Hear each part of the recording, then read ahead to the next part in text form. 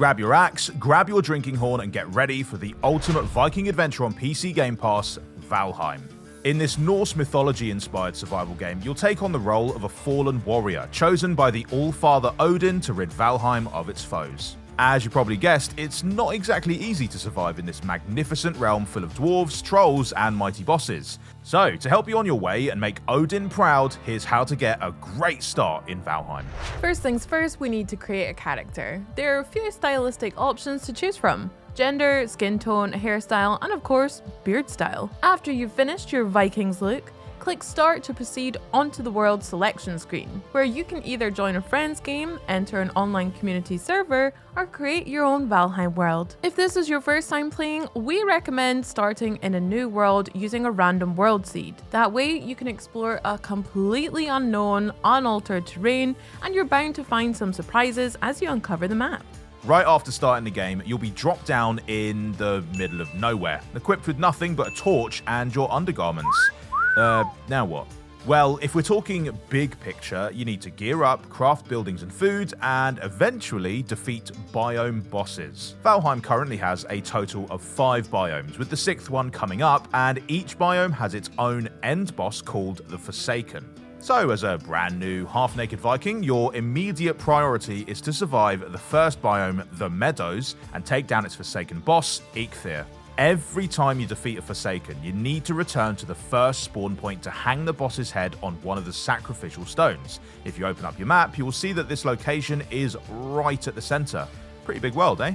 But let's get back to your current situation for now. As survival game veterans can probably guess, you need to collect some wood and stones. You do start with nothing but your bare hands though, so don't just go medieval on the nearest trees and rocks. Instead, scour the ground for branches and small stones, or punch a sapling. If you can't find any near the sacrificial stones, don't be afraid to venture a bit further into the forest. You may encounter a bunch of unfriendly greylings, the local fiends, but a few punches will make quick work of them. Hitting them with your torch is especially effective, but keep in mind this will quickly decrease its durability. As a quick side note, it's wise to interact with the small runic Vegvisir stone using the E key before leaving the sacrificial stone circle, as this will reveal Eikthyr's location. You don't need it just yet, but it will save you a return trip later on. With the first pieces of wood and stone in your pocket, it's time to start crafting. As new crafting recipes are automatically unlocked upon obtaining certain materials, the recipes for the stone axe, club, hammer, and torch are already visible in your inventory menu. Fulfilling a dual role as both a tool and a weapon, the first item to craft is the stone axe. After using it to fell a few more trees, you should get a hammer and perhaps a spare torch. There's no need to craft more than one tool, as you'll be able to repair them for free at a workbench later on. Right, let's put that stone axe to good use, shall we? The next objective is to build a workbench and a base, which requires wood drops from at least 3 large trees and possibly more. Be careful to step aside once a tree starts falling, or it may result in your untimely death. No one wants to go out like a Looney Tune. Once you've got a large stack of wood, equip the hammer and use it to open the build menu. This will show you 4 different tabs: miscellaneous, crafting, building, and furniture. For now, open the crafting menu and select the workbench. The workbench is Valheim's first crafting station. The great majority of tools, weapons, and armor can only be created at their corresponding stations, so upgrading them and obtaining new ones is essential for your progress. However, this workbench has another very important function. It enables you to build a base within a certain radius around it. So, before you place your first workbench, make sure that the surrounding terrain is suitable for building. A few bumps and a bit of grass is okay, but avoid large rocks. Oh, and if a large body of water happens to be nearby, this would actually make for a great spot for future shipbuilding. But don't overthink it though, as there will be plenty more bases to build in the future. Once your workbench is all set up, use the hammer to place a bunch of floor tiles. It's not exactly spacious, but 6 to 9 large wooden floor tiles should suffice. Remember, you need to chop down at least 3 trees to get enough wood.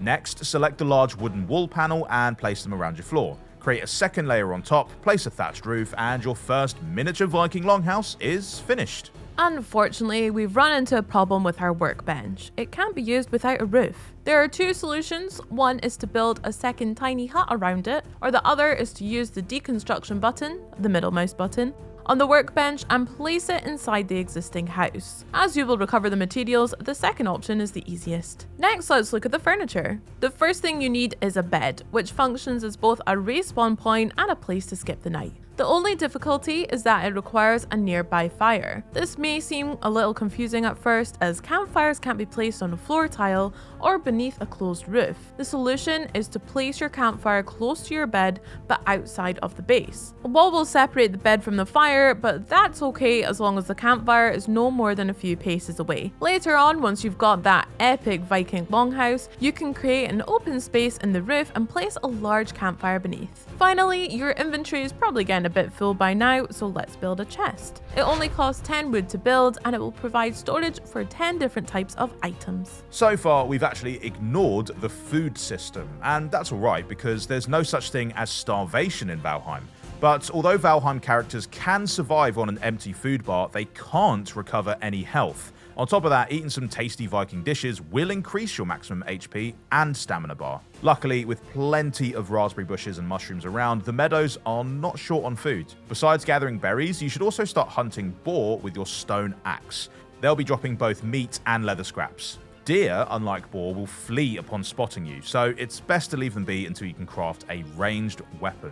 To cook raw meat, use the hammer to place a cooking station over your campfire. It will take a few seconds for the meat to change from pink to brown, after which it's ready to be eaten. Right, before we go any further though, it is important to understand the basics of the Valheim food system. After consuming a certain type of food, you have to wait a while before you can consume it again, and you can't double its effects. If the timer on the screen runs out, the effect of the food will disappear. With a maximum of 3 food slots, you should try and at least have 3 different meals at your disposal. For now, it's enough to eat raspberries, mushrooms, and a bit of boar meat. A nice varied diet. Alright, so far we've obtained a base tool and weapon, a comfy little shack, and plenty of snacks. But we're still dressed in our dirty rags. To craft ourselves some proper Viking armor, we need to obtain leather, which is dropped by deer. Once you've obtained at least 8 leather scraps from hunting boar, you should use it to craft a crude bow. Paired with a stack of arrows, this ranged weapon is all you need to become Valheim's best deer hunter. Here are 2 things to keep in mind. Use your crouch button to sneak up on the deer, and always aim slightly above your target to compensate the arrow drop. Oh, and one more thing. If you spot any birds while hunting, try to shoot them as well. They will drop feathers, which allow for better arrow crafting. With at least 6 pieces of deer hide in your bag, you can craft your first piece of leather armor. Once you have a full set of leather armor, you are almost ready to face Eikthyr. We recommend using the crude bow for this boss fight, as it will allow you to keep your distance. To further increase your chances of victory, you might want to upgrade the crude bow to level 2 at the workbench. This will require wood, leather scraps, and deer hide.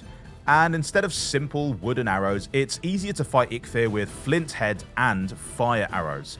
Fire arrows are made with resin, which is dropped by greylings, while flint head arrows are made from the small pieces of flint found on beaches and riverbanks. Besides your armor, weapon, and food, there is one other item you need: deer trophies. These are rare items dropped by, well, you guessed it, deer. As you've hunted a lot of deer by now, you may already have enough trophies in your inventory, but if not, you have to keep hunting deer until you have at least 2, which is the amount required to summon Eikthyr. Okay, you got everything? Right, well then it's time to visit the Great Lord of the Meadows. As we mentioned earlier in the video, the Vegvisir at the Sacrificial Stones will reveal Eikthyrs location on the map. Once you reach his sacrificial altar, place the deer trophies on the stone to start the boss fight. Don't be too intimidated by this giant lightning-fueled stag.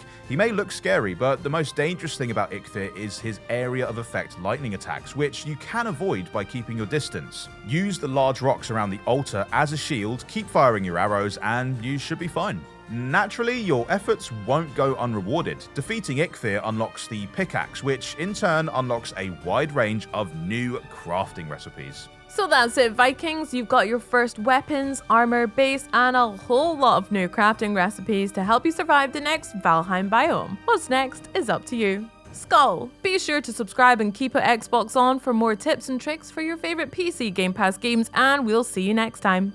Bye!